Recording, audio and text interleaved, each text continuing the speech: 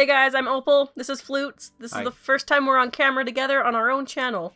We're going to take advantage of this time to ask each other some D&D questions that have been burning in our hearts. If you could play D&D with a K-pop star, who would you pick? Let's expand that to Korean drama too. How does Sure. that sound? I'll do both. A K-pop group. I would love to play with Mamamoo. Specifically, I like Hwasa and Moonbyul. Hwasa would just be a party and Moonbyul would just be a good mellow energy. K-drama wise, Lee Min-ho from Boys Over Flowers. Yes, because I have a crush on him. And I'm not nervous. Who would you play with? Dayun. Of course. Flutes here has a huge crush on Dayun from Twice. So if we put my K-drama crush with his K-pop crush, maybe we would have a very fun time. Crush might be a strong word. I don't know. Or maybe it's not strong enough. I think it's a weak word to consider your relationship. My question. Flutes returns to his homeland after an extensive journey across the world, only to discover it infested with kobold. What does Flutes do? Is this a real world question? Or like... You IRL. What does Flutes do? So I left and you and my children are gone? Kobolds have taken over our house? You have come to our house. We are secure because I have very extensive knowledge of survival. Okay. And I am very capable, especially as a mother. Therefore, we're fine. But you're at the airport driving back to our town, and suddenly, traffic jam, apocalypse style, kobolds, burning grass fields. You have to get back to us. I run. I get back to you. If you got things under control, I want whatever operation you've got going on. You need to roll a d20 to see if your survival and your stealth outperform that of a kobold. Yeah, Perception. yeah. If there's a traffic jam, I don't know, drive up on the sidewalk and get out of there, or run and find a baseball bat and hope for the best. I don't know. I know what I do in zombie apocalypses, I guess, but like kobold apocalypses, there's gonna be traps and stuff. You return to our home. You see that the windows have been boarded up, and my fruit trees are fine. My garden is fine. But you see that I have enslaved some kobolds to work for me because I'm amazing, and they are very happy to take my trinkets that I give them. Yeah, that's a relief. I made the right call coming to you. I answered the question for you. I want to know which of Terran's alchemist class... Terran being... Indestructible Boy, the YouTuber. I did a video about his alchemist class and its subclasses. I'm going to give you an elevator pitch for each of the subclasses and see just which one sounds most fun to you. Well, Flutes, as you know, I really enjoyed putting together the Artificer's Field Guide, where I wrote down over 400 plant components and ideas of how you can utilize them. And I think that for these class options, I would probably choose the Potion Master, because I really love thinking about how you can combine different plant types to create effects of potions. The Apothecary. Okay. Creating potions and coming up with ways to circumvent the status conditions in D&D that are often not really utilized, but also not... You can't really get around it sometimes, unless you have a very specific potion. So if I could already do that and just have a belt full of these potions with great abilities, yeah, I'm gonna choose that one. What is your celebrity roster of D&D playing? Are you serious? That was one of my questions too. Okay. My celebrity roster: Brennan Lee Mulligan, Travis Willingham, the writer for One Punch Man. Let's get Jeff Davis in there. Let's grab Emily Blunt and Jim Halpert. I always forget his name. John Krasinski? John Krasinski. Yeah, I always blank. I know his name until I have to say it. Do you think John Krasinski would be a creative player, or would he be a gym player? I think he'd be creative. I think he'd be cool. I would play with... Oh, wait, Brandon Flowers from The Killers. Yeah. I would play with Paul Rudd. I think he'd be very fun to play with, and he'd be very creative and chill. He'd be a very good player, and just funny. Jermaine from Flight of the Conchords. Oh, yeah, you're right. That's correct. Guaranteed win for me. I would want Spencer Crittenden to DM for us as the ultimate dungeon master. I don't know, maybe the New Zealand Prime Minister. She seems pretty cool. She'd be very diplomatic. I think she's got some chill to her. We used to play a card game called Thunderstone a lot, a deck building game. Are there any monsters that you remember from that you'd like to see turned into a D&D monster? I don't remember much. It's been a while. from Thunderstone. I do remember those little tokens from Thunderstone. They are literally Thunderstones. I don't remember their purpose, but I do like having more tokens. I like having more physical objects playing D&D. Do you have any monsters that you remember? I don't remember it very well. Maybe There was we like should a- play it again one of these nights. Maybe we'll stream it. But there was a lot of There was like a lich. Treants? Oh, yeah. like blighted treants and different kinds of treants that was Here's pretty what cool. here's what we could do. We can take the monster cards and we can create a D&D dungeon for ourselves Oh, and yeah. like flip them over and try to find. I mean, like you'd have to find some stats that would match closely. Yeah, that's but easy. Maybe we can create some dungeons that way. Yeah. Or yeah, I mean, like we'll get a 7 or 8 of those. Create stats beforehand and just do a dungeon crawl 1-on-1. Yeah. That sounds fun. If you could combine any 3 racial features already existing canonically in D&D to create a new race, and it can even be OP, that's okay, what 3 features would you choose? I really like halfling luck. And we're talking mechanical traits, right? Not Mhm. like lore traits. Yeah. So the Dampier and how they can wall crawl. I really Oh. like that.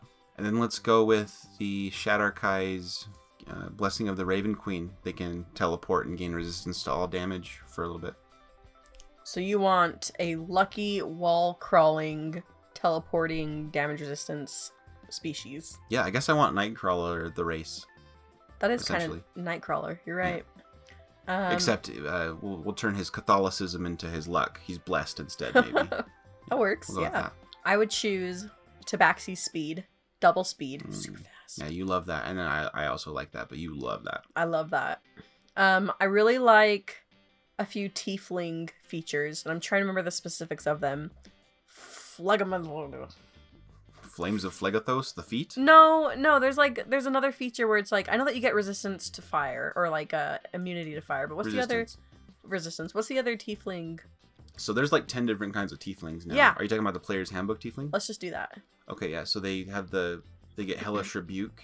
Maybe that's what it was Hellish And I Rebuke. think one other spell, I forget. But yeah. They basically like burn someone, right? Yep. Someone hurts you and you yell at them and they burn. Yeah, okay.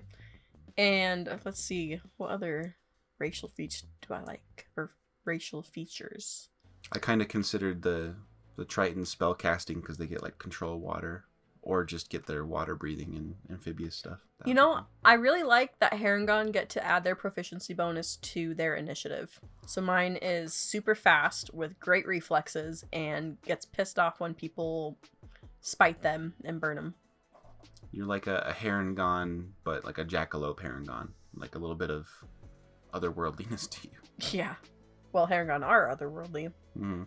For world building, if you were taking a society that for some reason went underground and built their city, their society underground, what are some aspects that you like? Maybe just like 3 things that come to your mind that would be part of that city's culture or the way of life or why they're down there, like anything to do with it. Bioluminescent fungi, Mhm. for sure. Of course, That you would already say that. exists in the Underdark already, but I feel like you could do some great things with that, like whether the species lives underneath them or like uses them as homes, kind of like fairies Yeah, with they mushrooms. could also farm them in the right places for street lights.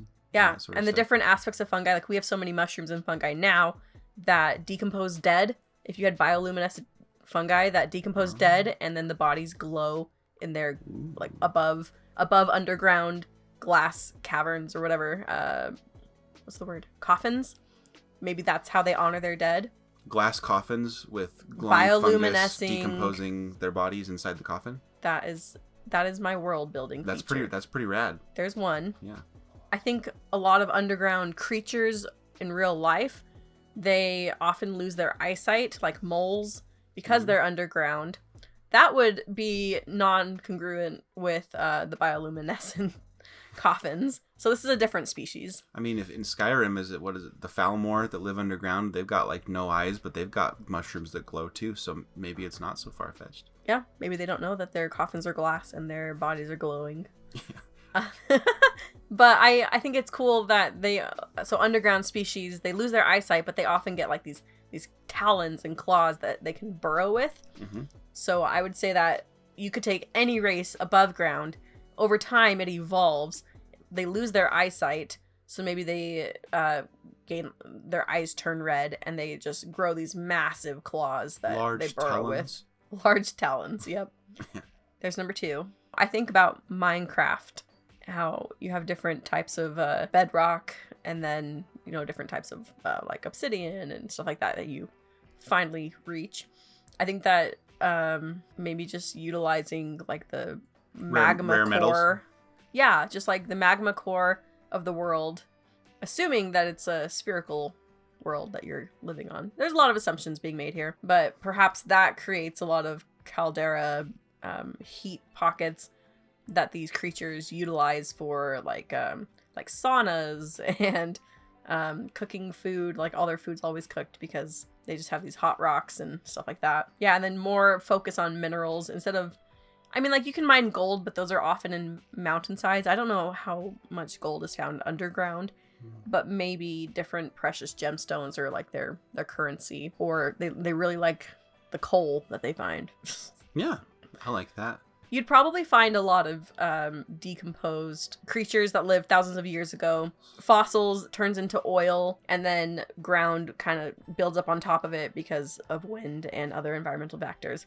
So maybe they revere the fossils that they find or something. You know what would be interesting is if they were so far underground they were underneath the oil, so instead of drilling for oil, it like came down like on tap. Do you have good answers? Underground world building? Well, I do need to develop some ideas for underground cities for my own world that I'm building, and so I was kind of tapping you for some ideas as just part of a greater concept. And that's just me spitballing. Yeah, you freaking genius. Okay, my last question for you is what would be your wizard or spellcaster familiar? Something that doesn't shed, hypoallergenic. I need that to survive. I'd want it to be able to be useful. Maybe it could help me clean. Like a monkey might be pretty good. But maybe something for, keeping an eye on the kids while they're outside, like a bird. Okay, like a naked flying monkey. Oh, 2 separate concepts there. I'm going to go with a kookaburra. That's very regional specific. Yeah, I like kookaburras. I would want something that I don't have to take care of. I want something very self-sufficient, but also won't just peace out on me when I need it. So cats are out. Something that won't be touching me at all times. Like just back off and do your own thing. So maybe like a spider up in the corner can catch the bugs. I know it's there. I can see it. I can call on it. And it stays in, in one place more or less. But I don't have to like maintain it. You do a lot of gardening. Maybe something with burrow to help you till the earth. Yeah. No? Okay. Colony of ants. That's my familiar. Okay. One colony. I was thinking badger, Those are often destructive to gardens. Well, think also if the neighbor's dog comes chasing our kids again, your badger can square up to it. Let's talk about giant spiders. That Catching dogs. Oh, that would probably scare them away a lot better. You're right. 9-pound dogs up in a web. What if it's like a trapdoor spider so it can burrow and be a spider? That's true. Spiders can do No that. solicitors. Spider pops out with a sign. I'm down with that. Yeah. When is a time that you have been impressed with yourself in a game where you were just very satisfied with how something went, a game of D&D?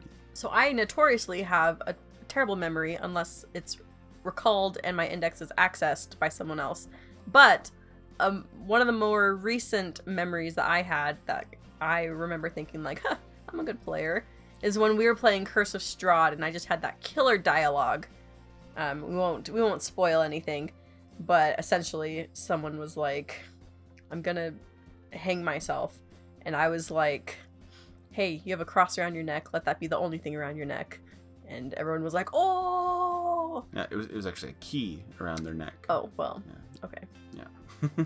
That might be a little spoilery. No, it's fine. I really like when I have social encounters that are fulfilling. And is there a time when you've been impressed with me? Well, now you're just seeking compliments. Yeah, I am. I'm seeking a compliment from my dear wife. As a DM, I think that you played Curse of Strahd really well. You put in a lot of effort, and you read the book. You read a book. I don't read a lot of books. I read all the books. I think that you took into consideration what I wanted out of the campaign and what other members individually wanted, and you allowed those to come into fruition. So that was very impressive to me. As a player, I think I've been very impressed by your strategies, especially kicking people off cliffs. That often doesn't happen, or like knocking them off bridges into rivers. Like, you do things that your mechanics allow for but aren't obvious. Thanks. Now answer for me. I mean, you give a good example that I was also impressed with you. I was really impressed when I was running Curse of Strahd for you, and the character of Mad Mary is usually treated as kind of a throwaway character, but you said, I'm going to redeem this lady. I'm going to get her out of her funk, and I'm going to help her find her daughter. And that was just an impressive thing for you to latch onto as a point of you caring about a character, but also just a fun thing for me as a DM that I don't think a lot of DMs would get to experience, of using Mad Mary a lot more. So just Mary, as you preferred to call her. Yeah, and respect them. And that's probably a point as for you as a DM as well. Like, I don't know how many DMs would put in that effort of like, they're really engaging with this character. I was just going to throw this character away, possibly kill them, whatever. Like, not a big deal. They might not have reciprocated that engagement in a fulfilling way. Because like I said, like, I enjoy the social encounter. And like, my successes, I'm telling a humanoid, but like a story of humanity. And my character is a hero, but that also means connecting with the most fortunate people, you know, like the person who's been cast out of society and has lost everything and nobody cares for. The least fortunate. Least fortunate. Maybe I misheard you. Connecting with the least fortunate and redeeming them, like you said, like it was a redemption story for me. So if my character had died in Curse of Strahd, I had at least known that I had redeemed someone else's soul. Times that I've DM'd that have been impressive to you. Every time. I really liked, was it one-on-one that you were running for me once? I think it was, where you did a bunch of stuff with some mushrooms that were super interesting. There was something that was going on where a mushroom appeared to be rotten, but it wasn't. Oh, yeah. It was like you were exploring, you were about to go out on an adventure, and you're like, what do I see? And I was like, here's several different mushrooms or something like that. Yeah. That all had their own fun abilities. Or it was like at a shop that you could buy. Either way, you always give very interesting items, and you make the world very interesting in that way. Like, people complain about shopping episodes, but when you're the DM, I would never complain about a shopping episode. I do like to have irregular shopping or just experiences in that way of, like, you don't find a magic item that you know by name, like a bag of holding or 4 speeds, because I feel like when you're a player and you're like, I want this thing, you should tell the DM that you want this thing. If you're going into a shop and you say, what's here in the shop, and the DM says, let me think about it, here's a 1d20 table, you can find these things. I'd rather go more in depth of, here's something very unexpected, or here is a list of items that you don't really know what they're going to do, but it's not going to be something that you would expect. So just giving more immersion into the game, and I don't know, it builds the world, because shops aren't just going into the Pokemon Center and accessing the same potions, you know, like it's more exciting and it feels more immersive to the actual world experience. You're the best DM I've ever had for that detail. Aww. So I love all my DMs, but I know your strength very well. You're the best one at that. But you love your wife more. Oh yeah, of course. That's me. Of course. I'm the wife. Thank you for joining our question, our flutes. Let's think of something clever, like flutes or dare. Thanks for joining this session of Flutes and Opal Answer Each Other's Questions. If you have questions that you want us to answer, drop them in the comments, and next time we collaborate together, we will answer your questions. And if you have a better idea for a name for this segment, let us know too, because we're drawing a blank. Thanks, everyone. No, we did the same thing. Yeah.